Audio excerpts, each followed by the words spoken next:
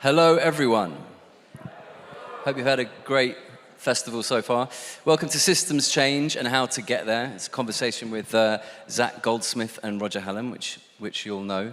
For a bit of context as to why I'm here and to reassure you that I'm not totally unqualified for this discussion, I've spent a lifetime protesting in various different ways, some on TV for sort of TV protest shows like the Revolution we televise, often IRL in person without even filming myself or tweeting about it, which will sound odd to the younger members of the crowd. And we're here today to talk about systems change and how to get there, which I'm very excited about because, as you will know, these two characters come from very different positions in regard to that question. We have Roger Hallam, environmental activist, theorist, and founder of Extinction Rebellion and Just Stop Oil. He won't know this, but I was actually part of his organisation at the very start, helping you to organise that, so you can thank me later. Zac Goldsmith, Conservative politician and former Minister of the Environment, who resigned this summer in protest at his party's inability to do anything for the environment, apparently.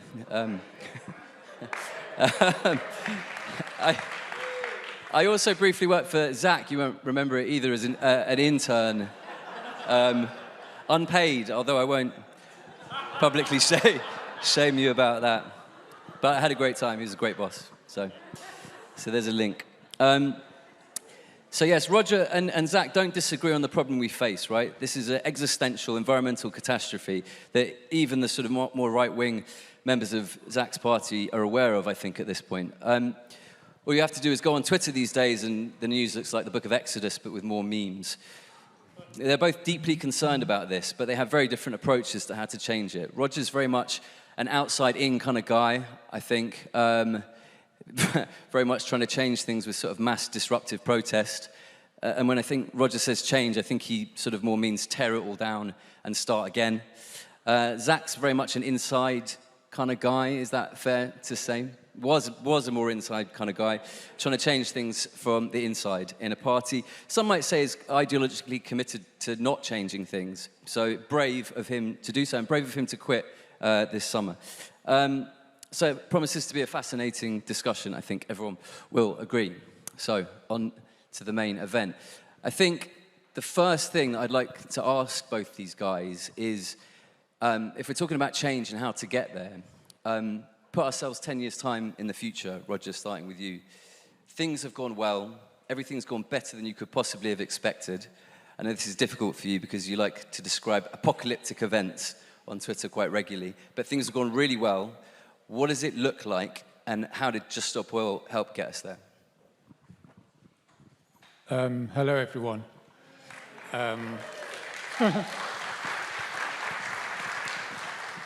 I'm quite well known for not answering questions, so I'm not going to be answering that question. I may come back to it, but the first thing I want to say is thank you very much for coming, and also I want to thank Zac for sharing a platform with me, because as you know, dare I say it, no one in the Labour Party would even dream of sharing a platform with me. So I don't know what that says, but it says something.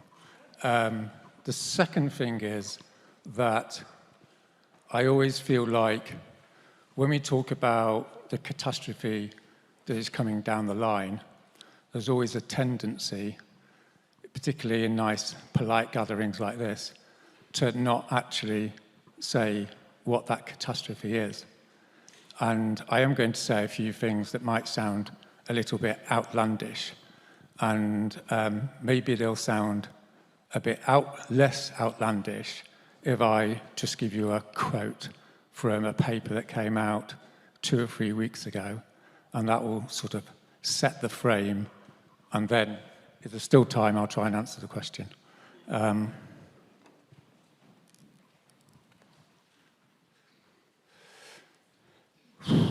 Okay.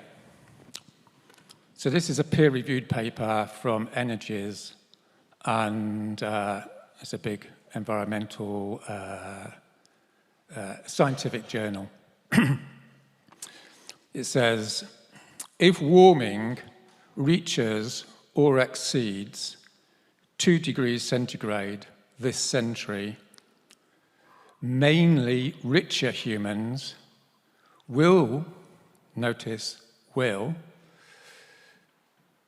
be responsible for killing, not the death, killing roughly 1 billion mainly poorer humans.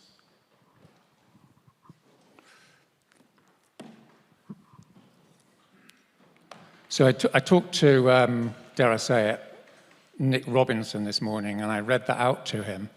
Is that what he's called? You know, that BBC guy. I spent the whole interview trying to get him to cry, but he didn't, because the first thing we need to understand about the elites, no disrespect to Zac, is they're mainly psychotic.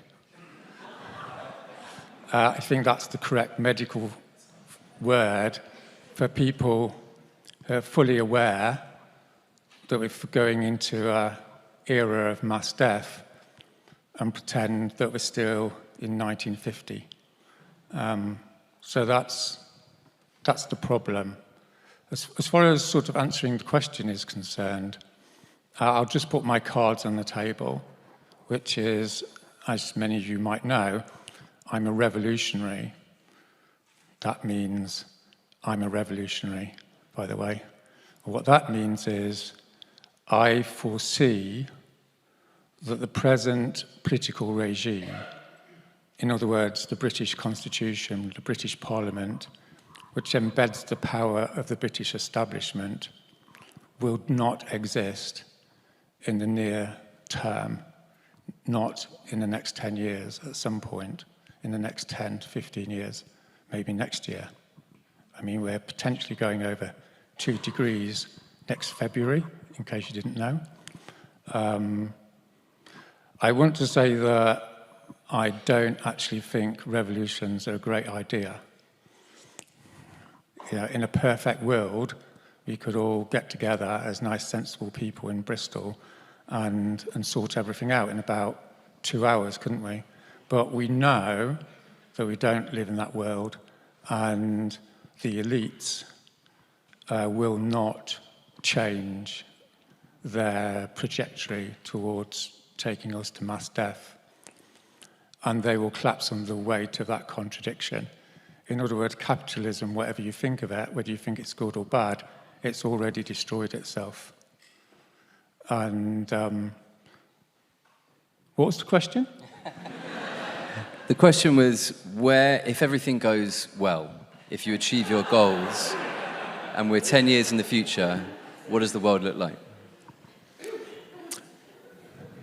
Well, if everything goes well, it's going to be very exciting. In a certain Nietzschean sense. I'm glad some people have read Nietzsche. What I mean to say is I think there's been a lot of repression in the Green movement, and that repression has increased exponentially over the last 10 or 20 years, where people have been desperately holding on to a reformist pathway to change. And increasingly and exponentially, people are realizing that's simply not going to happen. There's going to be a big rupture. And that's an analytical point, right? It's not an ideological point. And the default position, as hopefully Zac might want to comment on it, is a move towards extreme right-wing, popularist, racist, fascistic movements, as happened in the 1930s. However, what I'd like to say to audiences is that, I'll stop in a minute, by the way, don't panic. What I'd like to say to audiences is that that is not deterministic. Historically, it is possible for movements to resist that default descent into fascism when major crises happen.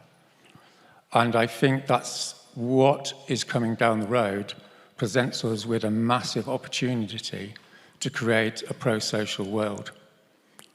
But we're going to have to work at it a lot. And I can talk about that more, but I feel I've said enough, so I'll stop. I'm going to put that to Zac as well. I think what I'd like to come back to after, if that's all right, both of you, is that I found two things interesting about that. One, that he doesn't describe himself as a revolutionary. And second, that I think it is quite hard for Roger to describe what the world looks like beyond this sort of great change that you're trying to achieve. And is that a valid criticism of movements like Just Stop Oil? But first, Zac, would you like to tell us? So I'm going to try and resist the temptation to respond too much, because there's so much there to respond to, much of which I agree, not all. I agree, obviously, as I suspect most people here do, that we are on a cataclysmic trajectory. And it's very hard to see anyone really convincingly argue against that. We saw the State of Nature report just a couple of days ago, which related to the UK, not globally, but the story is true globally, even if it's particularly bleak here in the UK. But in the last 10 years, we've gone from a situation where 1 in 10 of our species faced extinction, potentially, to 1 in 6. That's 10 years. That wouldn't even qualify as a blip from an evolutionary point of view. So this is happening very, very, very quickly, and the same is true all around the world. So in terms of the catastrophe, obviously, I would just agree with everything wholeheartedly, that even if I'm a psychopathic politician, I don't know. But whatever it is, I can tell you that this is something, that's an area where there'll be no disagreement. It's the reason I get up every morning. It's the reason I work. It's the reason I do what I do. I believe that the future that we need to hope for, whether it's 10 years or thereabouts, is one, crudely speaking, where we have reconciled our economy, our way of life, our culture, our choices, the way we live our lives with the natural world on which we all fundamentally depend. That is the outcome we want. That relates to carbon emissions, but even more importantly, it relates to consumption. All the stuff on this table here comes with a huge ecological footprint. Every item of clothing, pretty much, without exception in this room, there are a few exceptions, comes with a huge ecological footprint. So I would like us to get to a point where, just in living our lives, each and every one of us in this room is part of the solution, not the problem. Today, despite all the good intentions that we all have, we are all, in one way or another, unwillingly, in some case unknowingly, certainly not intentionally, part of the problem. The ecological footprint of this room, everyone in it, the choices you've made today, the food you've eaten, is catastrophic. And that is not your fault any more than it's our fault here on this panel. It's because the system requires it. The system guarantees that every choice we make is an ecological disaster. So I would like to see systemic change. And for that, I don't see that happening as a consequence. This is where we'll part company. I don't see that happening as a consequence of revolution. There will be an authority, whether it's this government or the next government or an entirely new government that doesn't yet exist. There will always be decision-making processes. And my very strong view, maybe not surprisingly given that I've been in politics for 15, 20 years, is that governments have an enormously important role to play in getting us from where we are now to where we need to be. Trade agreements that Helena was talking about this morning, they don't write themselves. They're written by governments. Yes, with huge impact, influence and control by giant corporate interests around the world, but the letters, the documents are signed by politicians.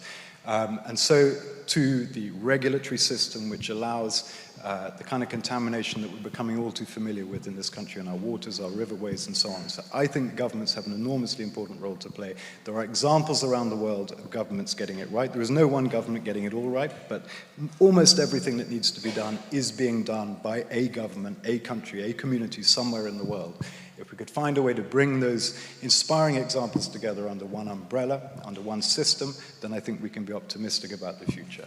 We don't have to imagine new things. We know what the solutions are. We know how to get to where we need to get to. We just need to translate the kind of passion that comes from the protests that we're increasingly seeing around the world into political decisions. I think the protest is essential. If politicians don't feel the pressure, we won't get the right decisions, but ultimately governments are going to have to make those decisions. So that, I guess, is where we part company. Two questions off the back of that. Could you give one or two examples of governments or communities somewhere that are getting it right? And when you say it's not going to come from revolution, but from the ballot box, will that, or could that include a Tory government? God, okay. I mean, look, I'm going to do it the other way around. No, I won't. I'm going to answer it in the order in which you asked. So, as I said, I will name governments, but in doing so, just the small print. I'm not saying that those governments have got it all right. They might be monstrous in other regards. But right now, today, we have a process. It's far too slow, but it is happening in Brazil, where land rights of indigenous communities are beginning to be recognized as a consequence of the last election. President Lula recognizes the importance. Again, not nearly enough has been done. He's going to run out of time in 2 or 3 years. But if he fulfills the promise he's made, there will be vast amounts of Amazon which will be restored to indigenous communities who we know are a critical part of the solution. That's an example of something that's happening that's right. In Costa Rica, you can buy agricultural commodities, almost any type of agricultural commodity, and you can know that when you do so, there is no direct link between those commodities and deforestation. They have broken that link. It's the only country to have done so. You can buy timber in Gabon, and you can know that the Gabonese, as a result of endless decisions, routine decisions by the government, have broken the link between timber, logging, and deforestation. There is no net deforestation in Gabon. Their forests are healthier than almost any other country in West Africa, and yet they are the contribution to their economy of the timber sector, the number of people that are employed in that sector, is going up almost exponentially.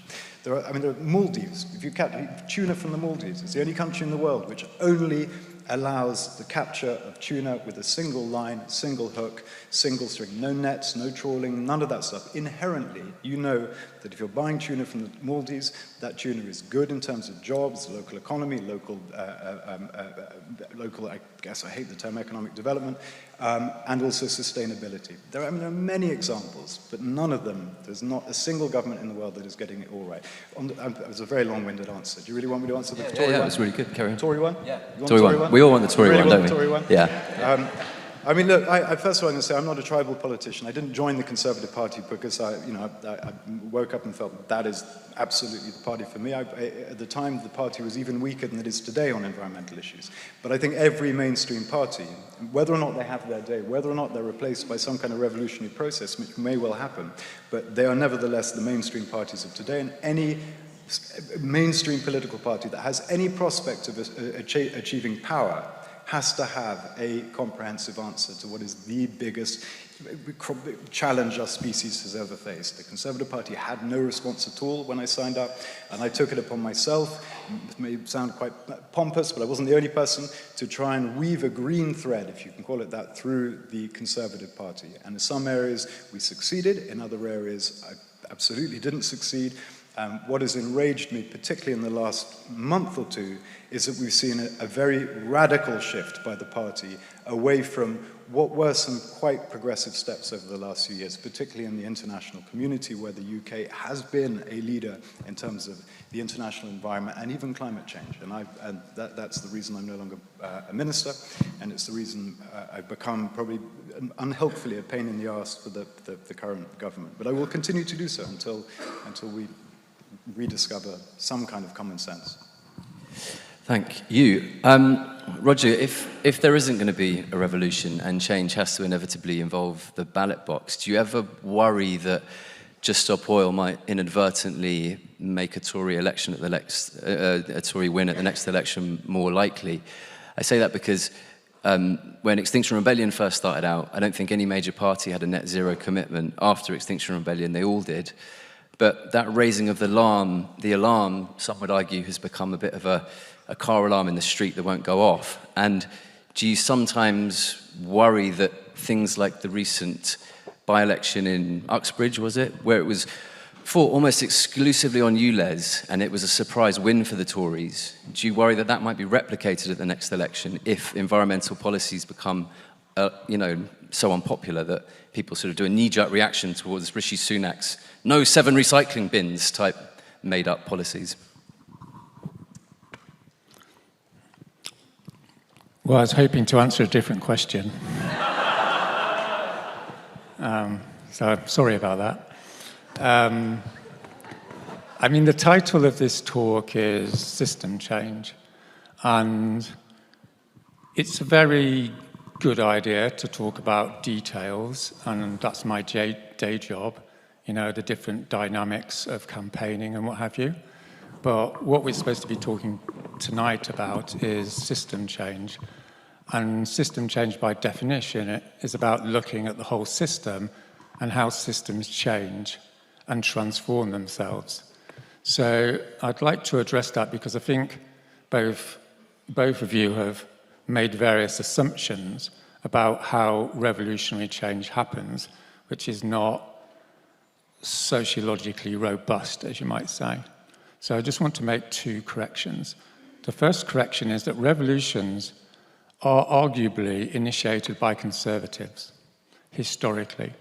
And the reason is because the system itself has become revolutionary in the sense that it has become destructive of the core connectivities of society. It's destroying society through its own power lust. So, for instance, in the 19th centuries, when those revolutions in France in 1830 and 1848, a lot of the people wanted to go back, in inverted commas, to a traditional small-scale agrarian society, and they were having a revolution against the power of capital in the 19th century. So this is one of the reasons I have no problem, particularly in sharing a platform with Zac, because there's elements of conservatism which are radically opposed to the power of international capital. And the revolution is against the revolutionary violence of international capital. So there's a complexity and ambiguity in the word revolution, if you understand what I'm trying to say. The second thing is a revolution does not tear down the state. The revolution can reconstruct and does reconstruct the state from a regime that is destroying the state. And if you listen to that quote, you shouldn't have that much problem imagining how states are going to destroy themselves in the context of 1,000 million people dying. After all, that's the equivalent of 20 World War IIs in the next 2 generations. So what we need to focus on is a project that is going to bring together what you might call traditional conservatism with traditional progressivism against the real enemy, which is international capital. International capital is obviously a simplification and there's all sorts of different dynamics. But what I would suggest concretely this looks like is the creation of political forces that do not want to stand in elections to recreate the party system, but want to remove the party system and replace it with citizens' assemblies. That's the international agenda amongst people that are thinking clearly, I would suggest, about the problem in this country, but also around the whole Western world, which I spend half my time on Zoom calls with, dare I say it. So, I've forgotten what your question is now. That's fine, because I think Zac wanted to respond to what you were saying, so let's go with that. Thank you very much. I mean, the thing is, you're talking about people, whether it's Conservative Party or Labour Party or a mishmash of other parties or a citizen assembly, these are people. They will face, whoever they are, whatever party they belong to, they will face the same pressure that I experienced as a minister of vested interest trying to shape policy. And that vested interest is enormously powerful. I saw that in relation to so many different areas where I was personally pushing in one direction, and I felt the weight of corporate interest pushing in the other. In some cases, we were able to get stuff through. In other cases, that vested interest prevailed. But whoever's in charge is going to face that same pressure. And I guess maybe when you're talking about systemic change, you and I have a different view of what systemic means. My view is that there are things that can be done, practical things that can be done that would shift the axis of more or less everything that we know. For example, we know that around the top 50 food-producing countries in the world spend around $700 million every single year subsidizing often highly destructive land use. That's one of the reasons we are heading so fast in the wrong direction and seeing the eradication of biodiversity, of proper rural communities and so on.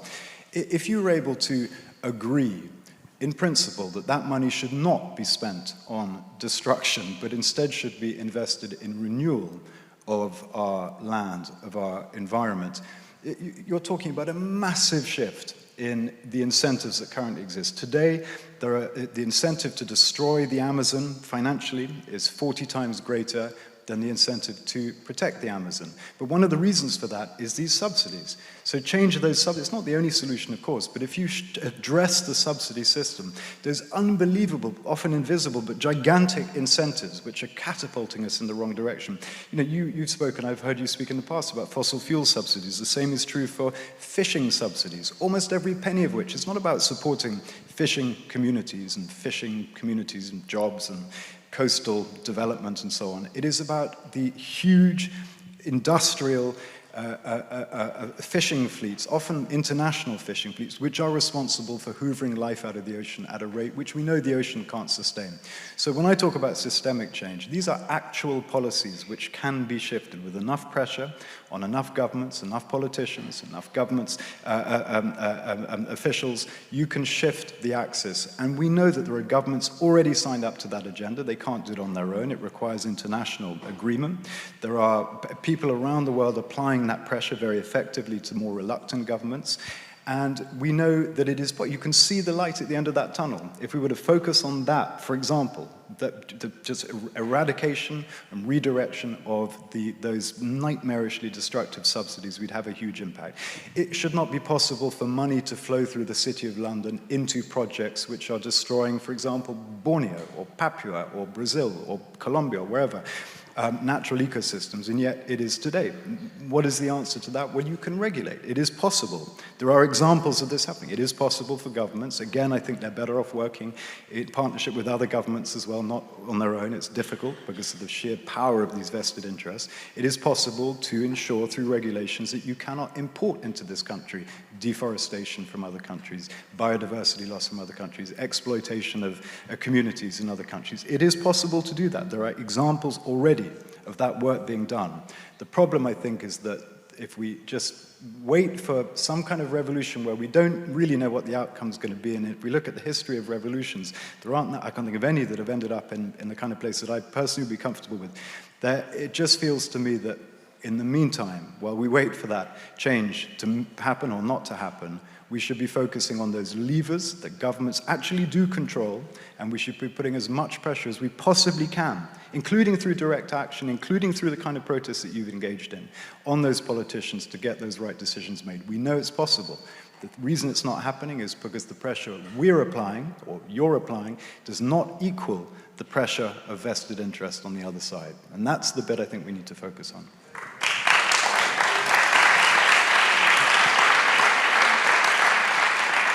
I've just seen a sign that says stop now. I'm going to carry on for a bit, if that's all right, because the discussion's just getting going. It's starting to get interesting. And then we could do some short questions at the end. But I think what you said is super interesting. And I think people, when they see a politician like you, I know I always felt like that. Like, I never had any doubt that you cared about the environment. But people see politicians like you who clearly are sincere in what you're saying about the environment, but change takes so long to achieve, too long to achieve, as Roger will tell you, because we'll be at the end times before we get there if we carry on like this. And perhaps you could give us some kind of insight into why that is. Why is it so hard to push against those forces that you just mentioned? What are the challenges that you found yourself up against when you were I'm going to try not minister? to be repetitive, but it does come back to vested interest. So, for example, as I first became a minister, we were beginning in this country to rethink our land use subsidy system. We spend about £4 billion a year subsidizing land use. At the moment, the system is pretty perverse. You're paid for the amount of land that you have that can be farmed. If you own marshland, if you own precious biodiversity, woodland, you're not going to get any subsidies for it. Convert it into farmland, even if it's low grade, you start getting paid. So the more land you own, the bigger the landowner, the more money you get, and the more destruction you do converting not very good farmland into farmland, biodiversity into farmland, the more money you get paid. So all the incentives are wrong. It's pretty much exactly the opposite of what it should be. And when we started talking about changing it so that we would have a system where that money would be paid in return for delivery of public goods, like access to the countryside for urban kids, managing land in a way that the water would be held for longer during the summer and would be released more slowly during the winter, preventing floods or drought, whatever it happens to be, not putting pesticides on the ground, which has to be cleaned out of the rivers later on. All these things which I think we'd all agree are public goods. At the time, this was kind of people nodded, it sounded interesting, it was a bit academic, but it was okay. And we got on with it. And as we got closer to the point where this was going to actually start to happen, I could feel this just colossal buildup of pushback from the National Farmers Union, from the pesticide firms, from agribusiness. And it got more and more intense. And we could see suddenly that people could imagine, not just this academic debate, but they could actually see that the money they were receiving, and the kind of agriculture that they depended on for their industrial, whatever the sector they belonged to, was suddenly under threat. And the pushback was the sort that I have never seen before, intensity I've never seen before. And I saw MP after MP after MP crumbling like nettles as they were called in by their local NFU representative or whoever it happened to be and told, if you do this, you're anti-farmer. Of course, they're not anti-farmer. They're pro-land, pro-biodiversity, pro-food security, pro-genuine sustainability, just not pro-industrial food production, just not pro-industrial agriculture. But the pressure on those MPs, many of whom are very feeble, was successful. And we saw MPs falling like dominoes. It wasn't a Conservative problem, it wasn't a Lib Dem or a Labour problem, it was an MP problem, being lobbied by vested interests. Very organised, very effective, to the point where suddenly the government started wobbling, being frightened. They weren't opposed by the other parties because they all felt the same pressure.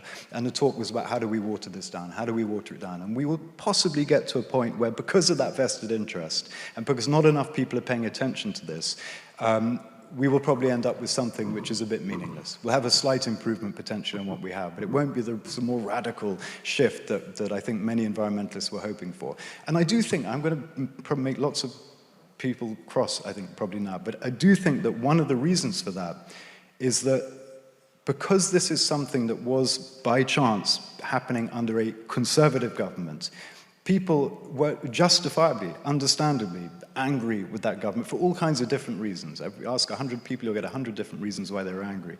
So the fact that it was a Conservative government doing something really interesting, really good, with support from people across the parties, meant that people could not bring themselves to say, actually, that's a pretty good idea, that's a pretty good policy. So we heard no feedback, nothing positive from the environmental movement. And so I actually started calling environmental groups and saying, for God's sake, if you don't put pressure on now, they're not going to feel any warm glow of public approval for doing something which requires quite a lot of courage, but they're going to still feel the backlash from the other side. And to their credit, a number of environmental groups and advocates, some very radical, did step up and did say this is actually a pretty good thing to do. But my worry is that not enough, and that balance I talked about earlier between vested interest on the one hand, people on the other, was tipped in the wrong way. And last point, but just if I can, you asked a while ago, Roger, about his worry about whether or not green policies are unpopular. I've commissioned quite a few polls myself. I've digested many, many polls. I have never seen an opinion poll, a survey, a focus group, anything of the sort, of any constituency, anywhere in the country, or any type of person in the country, any age group, where a clear majority haven't coming back saying they want more biodiversity, more access to nature, more closeness to nature. They want more climate leadership. This is a popular agenda. It only becomes unpopular when we allow the opponents, often vested interests, to reduce this whole agenda, which is essentially about whether or not we continue to live in harmony with the planet that we depend on, down to one policy, ULEZ, or something like that, which is very easy to turn into a kind of bogeyman. And we mustn't allow that. We need to maintain control of the language, the story. Otherwise, I think we will lose, and we will suffer as a result. It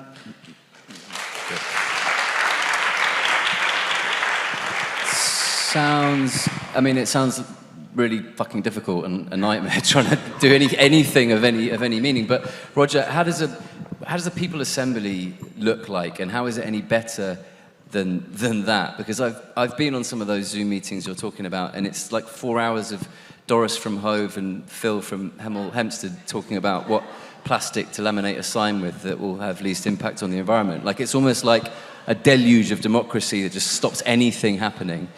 Aren't there problems? What is this People's Assembly, and how is it better? You've been there. The serious point here, just to stop everyone laughing, is if we don't get organised, we're going to have fascism, okay? And fascism is not good. If you hadn't noticed, go and read something about it. It's massively violent, it's massively ugly, it's massively destructive, and in the modern context, it will lead to human extinction because it hasn't got any universal rationality. So it's easy to make a joke of popular democracy because it's messy and it has ordinary people with their different, quirks. But that's all we've got as Democrats, assuming we are Democrats, right? We've only got the people. And what we have to do is what's called construct the people. We have to bring people together with our best social processes and enable them to feel their power. And we've had 30, 40 years of the neoliberal lie that people can't organise themselves. They're not interested, and we have to leave it to the NGOs and the political parties, and we know where that's led. To the point where only 8% of the people in this country believe in the present constitutional arrangements, right? This country is as mad as hell, if you hadn't noticed. It's just we're just being polite and English about it. But underneath, we're all mad as hell, because we've just totally been fucked over, year after year.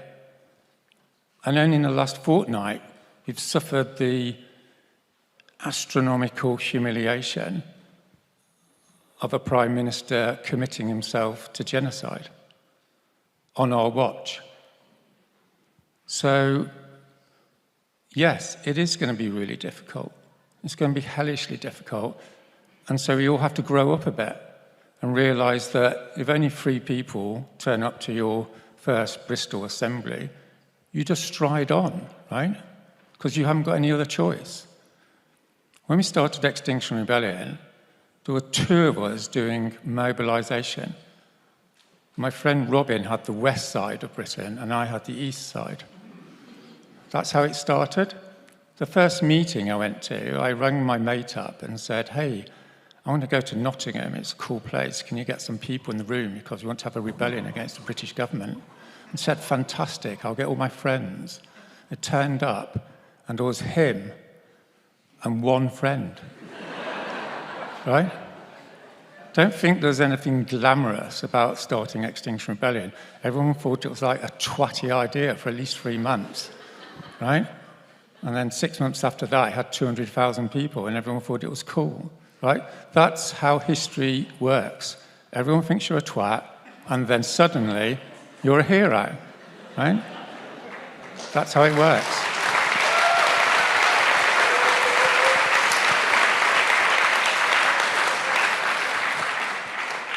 So what I'm asking you all to do is to realise, right, we're on the edge of hell, and we all need to get a grip, we all need to work together, and we need to create assemblies around this country to revitalise the democracy of this country.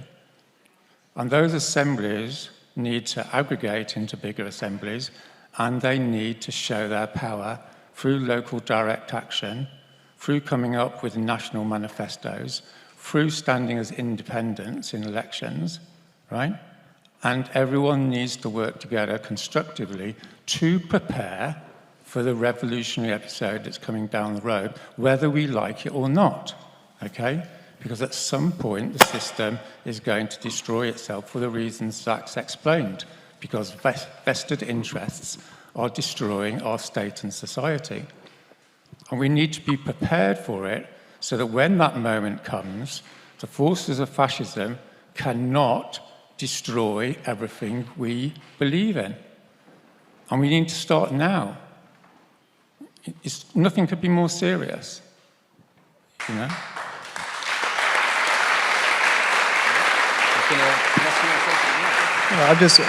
I'm going to jump in. I know we're going to come to questions. I want to say that I agree with, I think, everything that Roger just said. I agree with you in terms of the scale of the problem. I agree with you that people need to organize and mobilize. I don't think we'll see politicians making the right decisions unless people mobilize, and that's how you balance that vested interest that comes from the other side. I believe in direct democracy. I tried introducing bills in Parliament as a backbench MP for direct democracy at the local, regional, national level. I fully support everything you said. But ultimately, this is about making sure that the right decisions are made by whoever is in government at the time. And that will never happen until you balance the power of vested interest with the power of people. And that's where I think we've sort of done a circle. I feel very comfortably. I'm not too embarrassed to be next to you at this moment, Roger. Well, look, this is the glorious thing about British culture, isn't it? Will this be happening in France? You know, let's get a bit patriotic about it, right? You know, I'm sitting next to a Tory MP and I haven't thrown water over him. I did have this stick just in case it came to blows. But seriously speaking, right, you know, this country, you know, has got massive, massive problems and it's got a very problematic history, let's put it like that. But at the same time, you know, looking on the bright side, there's a lot of common sense, right? And that's what we need. We need a common sense revolution where we say, we're not putting up with all this bollocks, right? You know, that's the language we need to use. This is, quite possibly. Yeah, quite possibly. Anyway, the upshot of it is, you know, being a practical guy, hopefully you've got my email address and you can email me, and there are assemblies happening around the UK, and I'm involved in trying to aggregate them and get people to work together. We've got Rupert on the front row here thinking, you know, what he's going to do with me and everything, but we're all going to work together, and we are going to build something. And I'm working with a bunch of, you know, relatively rich people. Obviously, I'll be asking Zac for the odd million or two after this meeting, because obviously he's a patriotic guy and wants to see the country survive. But, you know, talk about that later. But the point is let's get going, right? We know what we need to do. We need to build another mass movement like XR, where XR 2.0, which is well organised, dare I say it, with a central committee. Sorry for those of you who don't like central committees, but that's the way you get things on the go. That's why Just Stop Oil is 90% name recognition, because it's properly organised. And we're going to go out and we're going to become a voice in the public sphere of this country. And it's desperately needed, because the Labour Party's fucked, isn't it? Right? Let's be honest with ourselves. You know, it's gone into the depths of Mordor. Is that right? It has, hasn't it? I mean, what is that guy? Is he alive? I'm 57, you know. Who's in their 50s here? We've had, 50 years of the Labour Party lying to us. Really, you know, it's done. That story's done. We need a new story in this country of common mobilisation and organisation, bottom up. And this is the last thing I need to say to you, all you guys, right? The Green Movement's really good at making wish lists, aren't you? Right? No disrespect. We need this, we need that. That's not working. If only we had this. It's all bollocks, right? What we need to concentrate on is the aggregation of political power, right? That's the chicken that lays the golden egg. And that's what you saw with Extinction Rebellion. That's what you're seeing at the moment with Just Stop Oil. The reason why you know about us is because we're powerful. We're powerful because we disrupt. That's one part of the strategy, right? Nothing's going to happen without disruption, as we all know, or we should know. The other side of the strategy is popular mobilisation in local communities. And it's the synergy between the two that provides the possibility of collective redemption, right? And we've got 3 minutes left, so, you know, you've got 3 minutes to redeem yourselves. All right? So send me an email because I'm a mobiliser. Thanks.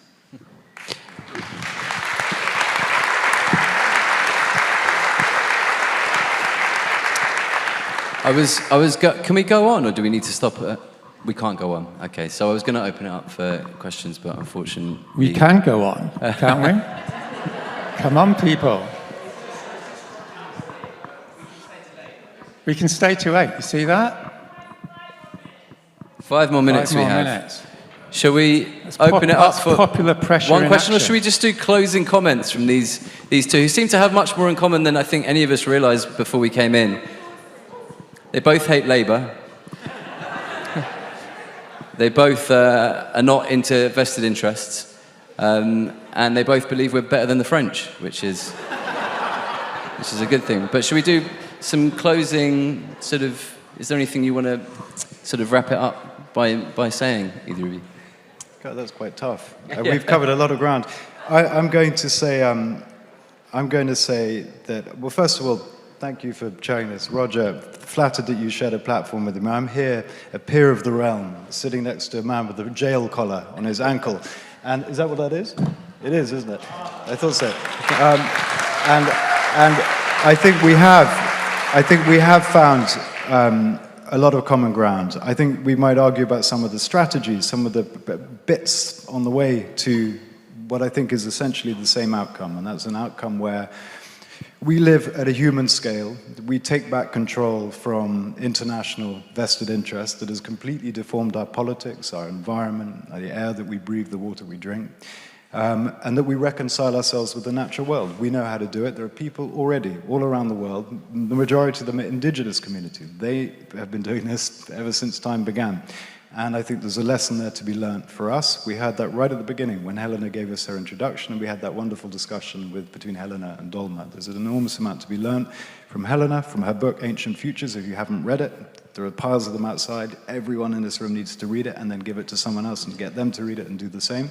It has been a real pleasure, and I would just, my final point of this rambling concluding remark is that I think no matter how bleak things are, and things are pretty bleak and get bleaker by the day, we know what needs to be done. We don't need to be clever. We don't need to be particularly imaginative. We just need to push and push and push so that those little islands of best practice become the norm rather than the exception. I asked Satish earlier whether he was optimistic, and he said, well, of course, you can't be an activist if you're not optimistic. Otherwise, you're just going to go and retire, have a party, go to sleep. And he's absolutely right. So I think the very fact that you're all here at this conference is a sign that there is at least some optimism in you. And I think it's absolutely essential that we hold on to that. Thank you, everyone. I think we have to wrap that up. But thank you to Zac. Another round of applause. And thank you to Roger. Thank you, Helena, for organising. Thanks very much.